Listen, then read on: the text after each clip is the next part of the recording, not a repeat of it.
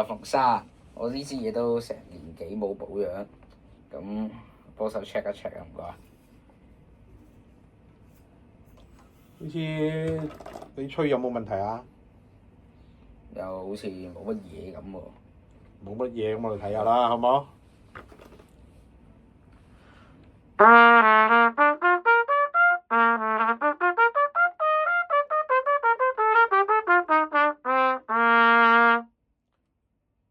你覺得點啊？啲聲？聽落又冇嘢喎。咁咧，即係呢個概念好緊要嘅。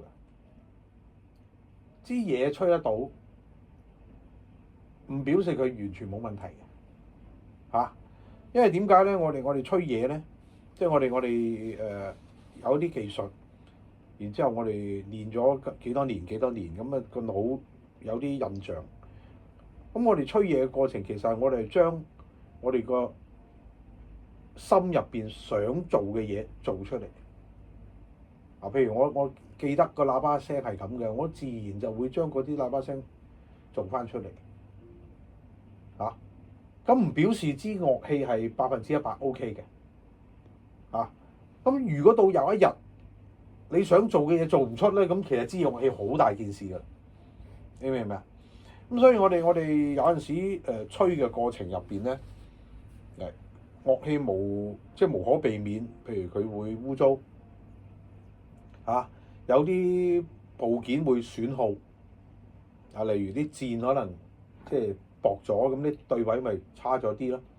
咁但係問題呢個過程咧，嗰支樂器譬如 degrade 咗幾多咧？咁譬如 degrade 咗20%咁先講啦嚇。咁嗰個過程如果分365日，咁每日就好少嘅啫喎。咁如果你一路咁吹住 keep 住嘅話，你每日嗰個 difference 係好微，咁個人係會 adjust 嚇。咁其實不知不覺，你一定係會調整翻自己嘅吹法。即係你每日用大力叮叮咁多，咁你唔覺㗎？咁可能1年後你比翻1年前咧，咁你可能就大力咗好多，即係出力咗好多。咁但係你嗰個過程經過1年，咁你唔會知㗎。通常佢哋發覺樂器有問題就係跌咗落地冚凹咗，咁佢咪即刻發覺嗰前後爭好遠咯，係嘛？咁呢啲即係自然嘅表現嘅下降咧，你係唔會覺嘅。咁所以我哋1年保養1次咧都係合理嘅。唔好話我吹到咁，吹到唔表示100%。